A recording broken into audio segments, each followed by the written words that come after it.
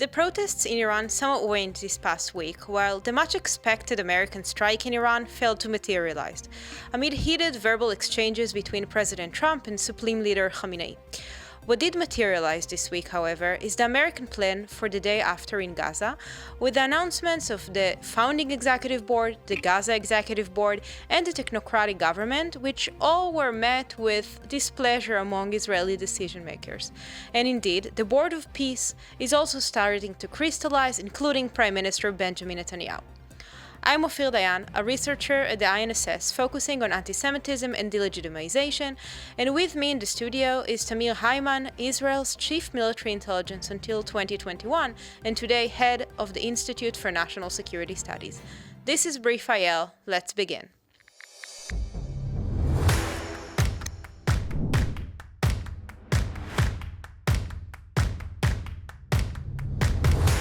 Hi, Tamir. Shalom, Ofir. Hi. So we talked last week about Iran, and we're coming back to this topic because although the protests had somewhat waned, it seems like the American strike that some people in the world very much anticipated has yet to come. The New York Times revealed last week that Benjamin Netanyahu, the Prime Minister of Israel, was among the leaders, alongside Gulf leaders, who asked Trump not to attack Iran. Why would Netanyahu do that? We know that the Israeli public is very supportive of a strike against Iran, the Iranian leadership. So why would Netanyahu ask that, and why would the Gulf states ask that?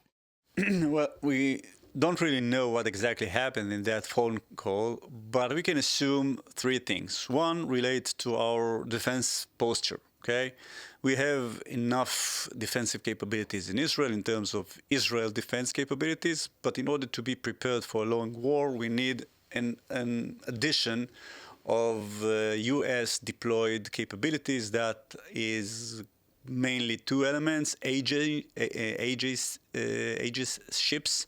Those are surface-to-air ships that carries that kind of capabilities, and the THAAD missiles, the American system, that it is still deployed, but it's a matter of length you can carry on this ongoing war, and we don't know how it will evolve.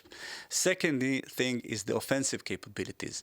In order to relieve the pressure out of Israelis, you need efficient striking capabilities, and according to the U.S. deployment a week ago, that's not the case. U.S. was probably planning a surgical strike without an ongoing presence that can erode Iran's missiles project.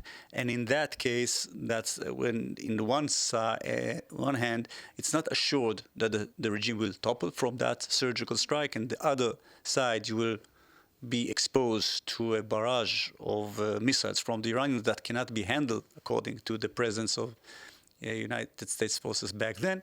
That may be some of the reasons. As for the Gulf states, it's more complicated.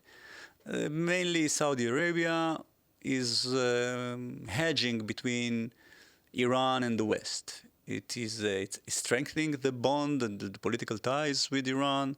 They are afraid of an additional strike of Iran on their oil infrastructure, etc. So the sense of sliding into a war where they will be blamed of providing some help or assistance to U.S. forces is risky in their term.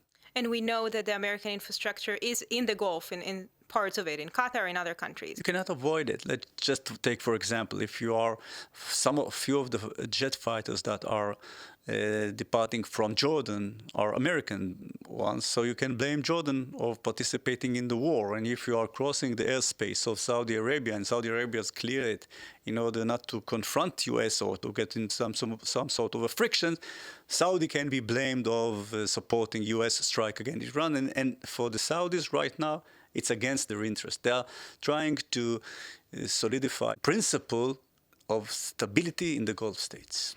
So this discussion about striking or not striking is not only happening here in the Middle East, it's also happening inside the American administration when, some people prefer a strike, some people prefer diplomatic means. So which of these options, we're not going to get into the guts of the American administration, but what is best for the Israeli interests? Well, let's first of all ask ourselves what's changed since last week. Two elements have changed that may suggests what is being planned in the White House, wherever they are planning it. One, the demonstrations or the protests declined dramatically.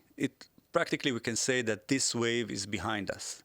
It was crushed with brutal force and atrocity probably conducted by the Iranian regime that will be exposed when the internet will return back into full scale. But that's behind us. Iranian succeeded to defeat another wave. That's one. Secondly, there is a huge mobilization of U.S. capabilities. We're talking about full-scale two striking groups that are going to be deployed in the next few days, and that affords United States or allows United States to conduct several operations, several missions. On the one hand, it still can launch surgical strike.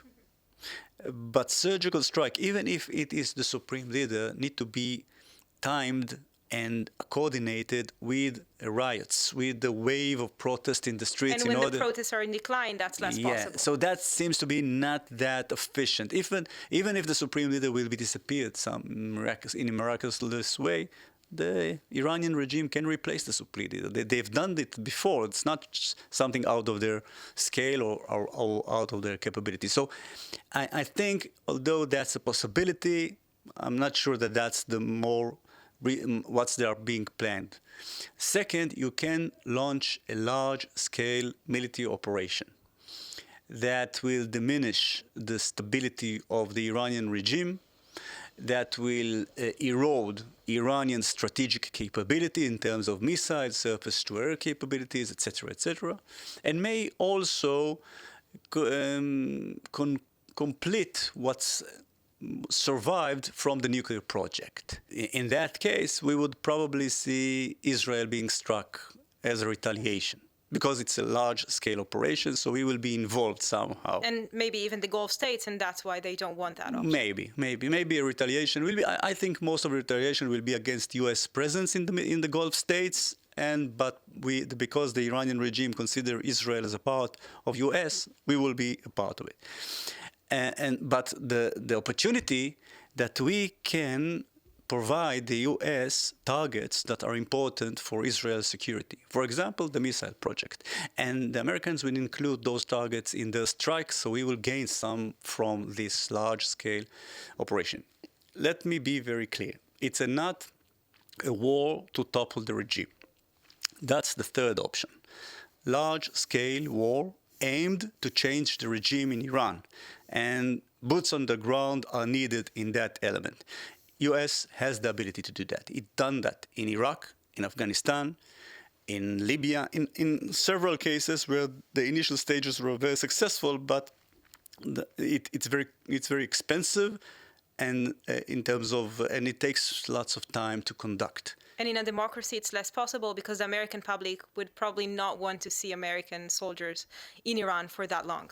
American public, yeah, but more important, I think Trump doesn't to be involved in an endless war in the Middle East. He solves problems. He wants a clear, surgical, very, very rapid solution to a very complicated problems. That his know-how. That's what he claimed. That is claim to fame. That is how he makes peace through frank but very condensed, timely, short period of time. So the third option of a large-scale, endless war, I think less probability right now, less probable right now. So we are ending up in the middle, and it will take some time in order for Israel to be fully prepared, U.S. to fully mobilize its forces, and there is always the diplomatic option.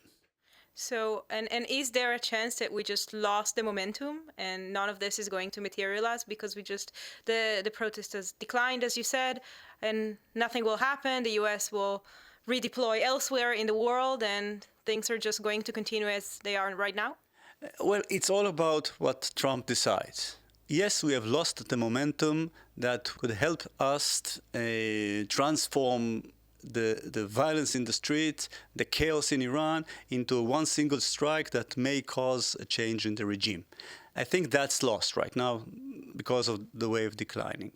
Well, we still have this opportunity to carry out large-scale strike and destabilize the foundations of the regime.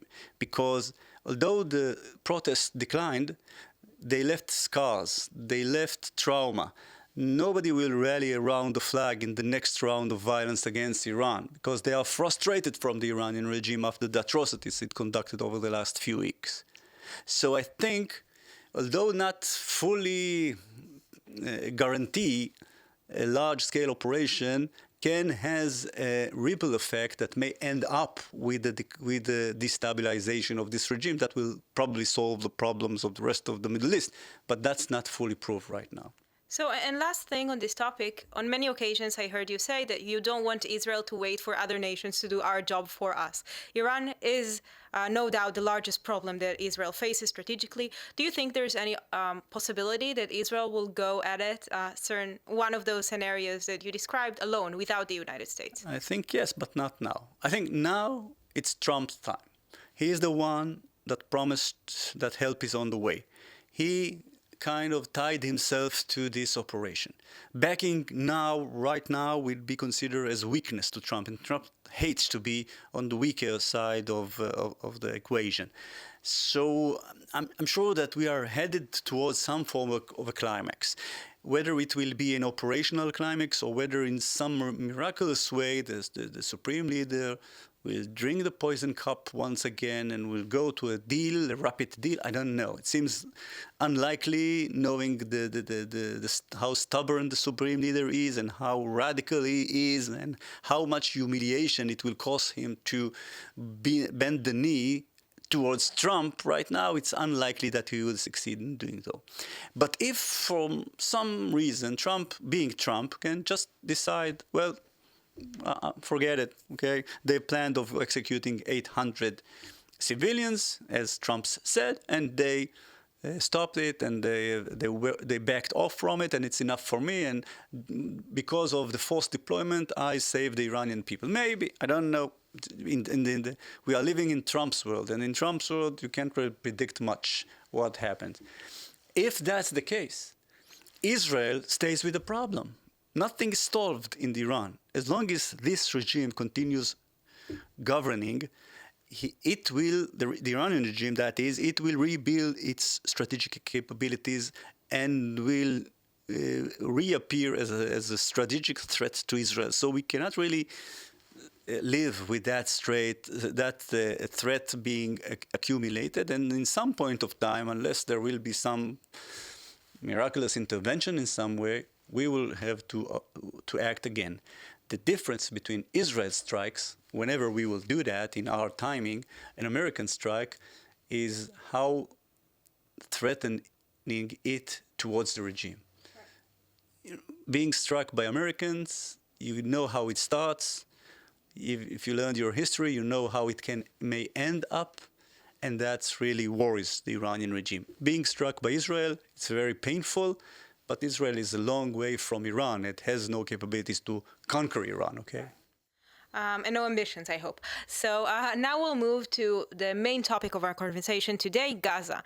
And again, Trump world, as you put it. And Trump is these days announcing several bodies that will be involved in the day after in Gaza.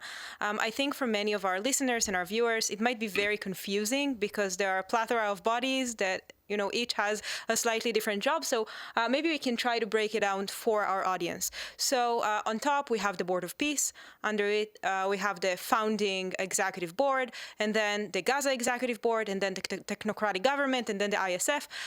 So let's start with the Technocratic Government, which in terms of governing bodies, it's the most basic level. Israel said the Palestinian Authority would not be a part of it. We see that's not the case. Even former officials in the Palestinian Authority are running this technocratic government. What does that mean for the Israeli interests in Gaza after the war? Well, first of all, this technocratic committee is not a Palestinian Authority. Although most of its members have affiliation to Fatah. Fatah is a political party, but the political party that dominates the Palestinian Authority, it's not the Abu Mazen bunch. Okay, it's not the Ramallah will not fully control Gaza. Fatah is dominant in that government. Why Fatah?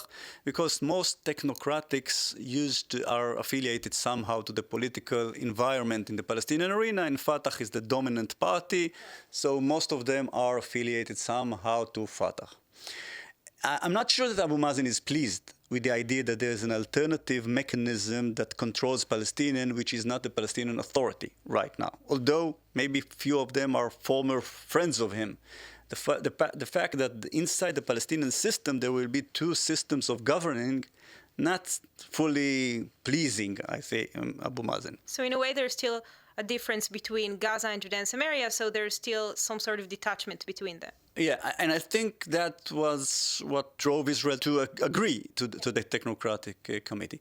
And I must say another thing about this Technocratic Committee, because basically I think it's a good idea, that's what we aimed to do from the first day of the Gaza war. I'll explain, because I was personally involved in the beginning, in the strategic planning of the Gaza war when I consulted the Minister of Defense back then, on October 23, and for the first year of the war. There were only 3 options of the day after of Gaza. Although we are being criticized that we have never planned the day after, it was planned. It was not approved by the Israeli cabinet, but we had a plan. What do we want to achieve on the next day of Gaza? The 3 options were: 1, siege, do nothing, just suffocate Hamas inside Gaza Strip and let the internal civilian pressure do it. Case it will create what we back then called organized chaos. That was not approved because basically, 1, is against the international law to prevent food from area that is under your control, and this is why it was not approved. And the second, you are not ensuring that Hamas will decline. Hamas still remains there, although under siege. There's no real pressure. Second option is conquer all Gaza Strip and create a military administration, Israel military regime. That was not approved also by the Israel cabinet, because we did not want to get responsibility on 2 million Palestinians, and the Israel taxpayers shouldn't pay for the living of those 2 million Palestinians. That was not approved also. So we ended up with an alternative governing authority that is not Hamas and not PA. That was planned by Israel. We knew back then that there will be friction because beneath that government, Hamas will still exist in some manner, although not military capable, but as a military, but as a party, as a political party, but definitely as a social organization of Islamic Brotherhood. So we knew that back then. Practically what Trump is doing is providing us the platform that is fully coordinated or complementary to what we have planned back then. So in that case, I'm not sure that that's such a bad idea, what we are seeing in the Technocratic Committee. So you kind of alluded to this in your response, but there's basically 2 main scenarios. The first, Hamas stays in control of Gaza. The second, there's a technocratic government, and Hamas stays active under this technocratic government, maybe rearms. How do those 2 scenarios look for the future in Israel? Yeah, both bad. We need to choose from 2 bad scenarios. The question is which is the worst or which is less worse. I think, in my opinion, Hamas controlling civilians on Gaza is the worst case scenario. Hamas is a full ideologic enemy of Israel that wants the destruction of Israel, and it will do its best to conduct it and to do that thoroughly as possible. And he gains force from the fact that he controls the civilians in Gaza. That is how he can mobilize them, extract money through taxes, and radicalize all of the system for generations to come by education, by social welfare. All of those elements are negative. The fact that we will have a technocratic committee, and beneath we might have some form of entity like Hamas that threaten them, that may be behind the scene, mobilize them, or or uses them as a puppet organization, we call it a Hezbollah model. That's a bad scenario, but I think less bad than the first one, because in the second one, we are dividing the authority on the civilians from Hamas. Hamas is cornered out or rejected from the authority and the main source of power for its existence, which is dominating the civilians and radicalizing the system. Paying salaries and taking taxes. That's how he got that strong before October 7. And secondly, we shouldn't really get used or approve that kind of a state. That's not what's planned in the Trump's plan. Trump's plan specifically said that it will be demilitarized. Hamas will be demilitarized, and we should demand that. The question is how we can do that. And that's our next question. Yeah. So now, above this technocratic government, there will be two bodies. So there's the founding executive government, which we're not going to talk at length about. It's mostly there to draw investments into Gaza and develop Gaza for the future. Then we have the Gaza Executive Government, which has a high involvement of two countries that Israel said it would not tolerate in that executive government, in that executive board, which is Qatar and Turkey. How did it happen that those countries found themselves in this board? And I'll add one layer of complication that we discussed. Both Qatar and Turkey support Hamas in varying degrees, Qatar financially, Turkey ideologically. So what does that mean for Hamas demilitarizing? And is the ISF even able to contribute in that respect? Well, we should go back to the ISF later on, because ISF is the missing link, which is the the force that can enforce law and order on ground, which is missing right now, and let's go back to that later on. So yes, above the Technocratic Committee, two entities: the founding executive director, the board, and the Gaza Executive Board. Founding, very, very interesting.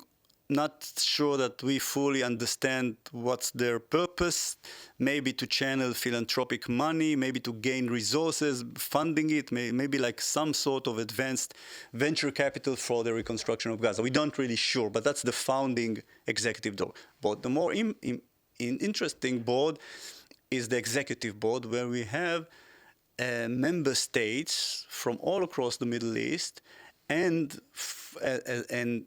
part of them are delegations from the Board of Peace, that is representative from the Board of Peace in that executive board that should monitor, control, escort the Gaza government, the Gaza Technocratic Government, which is basically a good idea, okay, in order to prevent corruption, in order to make sure that Hamas doesn't get the money. So that's basically a good idea. You have their practitioners, you have their people that they have the know-how and can advise, can lead the Technocratic Committee. The problem is Qatar and Turkey. Israel rejects the presence of Qatar and Turkey as an element that a part of this executive board. Why are we so obsessed? People ask me, mainly from United States, what's your problem with Turkey and Qatar? Both American allies. Yeah, but both of them are few of the best buddies and friends of Trump. Right. And Turkey, is a tourist attraction. People go there to NATO member state. Yeah, to plant hair, and it's very, very popular even in Israel. Yeah. Okay. So what's your problem? And it's hard to explain, but I'll try. The problem is not the fact that they will give Hamas weapons, that they will support Hamas militarily. No, on the contrary, they would both argue that they are the only one that can convince Hamas to self-disarm itself. And maybe that's true. But they will provide Hamas the more important level of backing. That is funding the civil activity of Hamas. Hamas is a grassroots organization, and as long as Qatar and Turkey are supporting Hamas financially, even though it is stripped from its weapons, it exists and flourished and expand. Eventually, It's only a matter of time that those two states will create the circumstances that will enable Hamas to resurface when it ever wants to resurface and regain its power. Secondly, Hamas interests will be conducted or will be taken care of by those two elements in the government, in the activity of the... So they will be de facto representatives of Hamas in the board. Exactly, in the board and in the activity of the Technocratic Committee. And whatever is important to Hamas, and we can suspect that it's not for the best of Israel, they will somehow channel those interests into budget, into project, into programs that eventually may threaten Israel. Very hard to convince. I'm probably Prime Minister Netanyahu can't really was having a problem to convince Trump why Erdogan, his best friend, and the Emir of Qatar are so dangerous in the long term, because in the short term, Trump might ask, what's your problem? Because they are helping us to dismantle Hamas from its weapon, not from the ideology, and not from the grassroots source of power of Hamas. But Trump would not be president by then. Yeah. And that's a big issue for Israel, I assume. On the short term, it seems very effective. They stripped Hamas from its weapon. They will ask Hamas to conduct this grand ceremony where they are deploying their weapons and maybe deposits them in Egypt or wherever. Like we saw in Syria recently. Yeah, but fundamentally, and after October 7, Israelis are asking for the fundamental problem. Because we are frustrated from the fact that we were addicted to quiet by lying to ourselves on evidence above the ground, which seems very calming, and we know how that ended. But now I want to maybe dig into how it happened, because you said on many occasions that the U.S.-Israeli coordination is very strong, that we have open channels of communication. How come Israel didn't manage to make Trump understand that in the long run this would be a problem? Because we are not agreeing on the basic facts on the ground. Hamas, according to the U.S. and other, I think, member states of the Board of Peace, Hamas is a defeated organization. It poses no threats to Israel. What remains of Hamas are relics, something that just resembles the previous capabilities. So why dig ourselves in that when we have already completed the mission of destroying Hamas? Now that you're speaking, I can't help but think that, we can draw comparisons between how Trump looks at Hamas and how it looks at the Iranian nuclear program. Both are defeated, so we don't need to worry about it anymore, and it's all okay, and we can move on. Yeah, and the second thing is that, according to Trump, let's give it a try.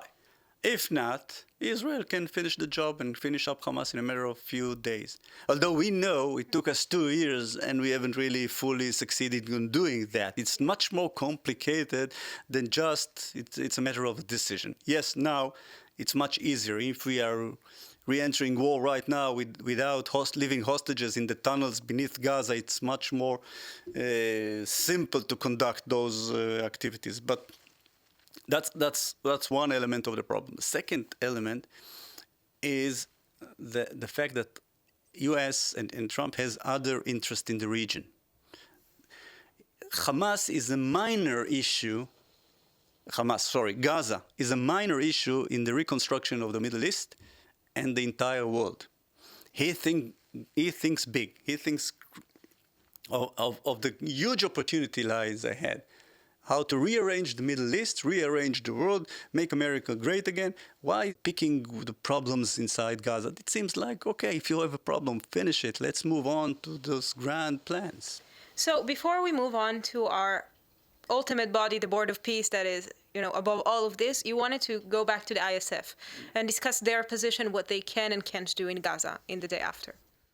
When we are asking ourselves, who will take the more important thing is what happens on the ground. Who will demilitarize Hamas? Who will walk the streets of Gaza and make sure that law and order are enforced and there's no presence of Hamas bullying the civilians? Who will do that? If not Israeli forces, the ISF should do that. But it seems like the ISF is not really getting momentum. No countries really, the more powerful countries are not donating forces to the ISF. And it seems that right now it will be deployed only in the half of Gaza Strip that is fully controlled by Israel. So what's the point? And then there's no Hamas anyway. There's no Hamas out there, so who will do the black work of the... So that's a huge gap. That's a huge vulnerability in the Trump plan. And if that's not somehow bridged by miraculously Hamas voluntarily disarming itself very, very quickly, I think that in the next few weeks, we might see Israel returning back to do the job itself. Maybe. ISF members, country members, see what you just said, that this Gaza Executive Board and the Technocratic Government are not able to really make Hamas demilitarize, and they don't want to send their soldiers to die in Gaza for something they wouldn't be able to achieve. Until they will get promise from Hamas that they will not be harmed. Maybe they are waiting for Hamas declaration to the Technocratic Committee. We are abandoning our military capabilities. We are now, Hamas that is, stating we are no longer a resistance organization, we are just a political party, and we are welcoming the ISF for reconstruction of Gaza. Although we know that it might be a facade, it might be a trick, but it diminishes dramatically the threat on the ISF. And if that's the case, you will suddenly see more favorable approach to the ISF deploying themselves there. So now let's move to the one body ruling them all, the Board of Peace that Trump is very proud of. This body is going to consist of world leaders, so leaders of countries that are going to be members for 3 years, and if you pay $1 billion, you can extend your tenure to more than 3 years. To me, it seems like this is Trump's attempt to create a replacement for the United Nations, to solve world problems. And just this morning, we're recording on Wednesday, so this morning the Prime Minister's office in Israel said that Prime Minister Netanyahu will also be a member of this Board of Peace. Do you think it's a positive development, and how can this board influence Israeli interests? That's the most interesting body that appears on the horizon. It's a combination of an elite gentleman's club and an alternative United Nation, with Trump's dominant in both of them. Sort of the alpha male of those two organizations. That's what's really happening. It seems very odd because initially we thought that this Board of Peace is strictly for Gaza Strip, okay, that relates to construction of Gaza. But when you read the charter, it's just the UN basically charter. They are maintaining peace in the friction areas all across member states, by the presence of the leader of the state. Gaza Strip, correct me if I'm wrong, because we've read it together, Gaza Strip is almost not existed in this chart. Very minor.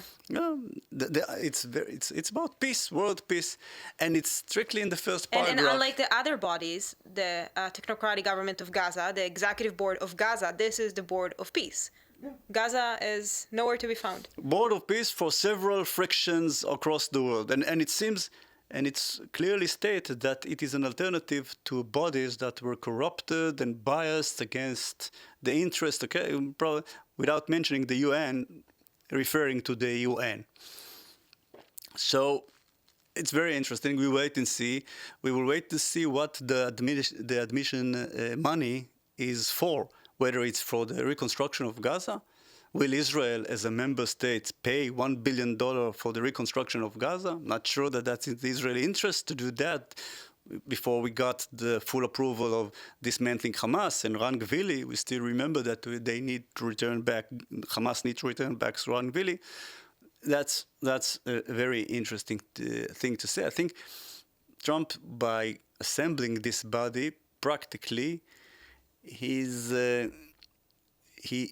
destroying the world-based order constructed after the Second World War. And that's another element on his agenda, that world-based order is not carries the values that he wants to promote worldwide. Yeah, and when I think of this Board of Peace, I think it might be even positive for Israel that UN-like bodies would be headed by the United States instead of people who are less favorable of Israel. So what do you think? Well, we can write a book about how the UN is biased against Israel. It's not really efficient. And during the war, they were absolutely the worst of the performance. The performance was really catastrophic in terms of Israel. So an alternative body that is favorable to Israel interest would probably be the right thing to do. But we should take a minute to remember what the element of international boards, from where it gets their authority. It gets their authority by the approval of the states of the world. And if each powerful leader, no matter how powerful he is, decides to arrange a different alternative body, that's endless.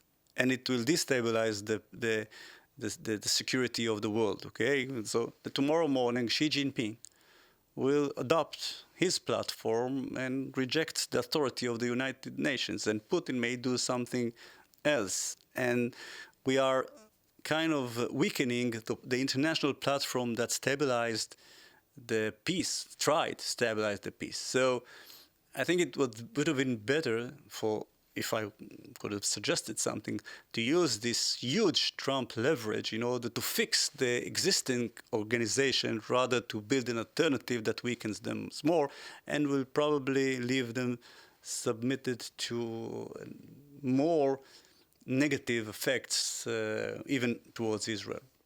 Okay, so on that note, we will end for this week. Thank you, Tamir. Thank you, Ofir. And that's all for this week. If you found our content interesting, please follow us on the INSS website or anywhere else you listen to your podcast. And join us next week on Brief.IL for the most important developments influencing Israel's national security. Until then, thank you for joining us, and thank you to our brilliant podcast team, Omer Vixelbaum, Shai Shachaf, and Ariel Nugrian.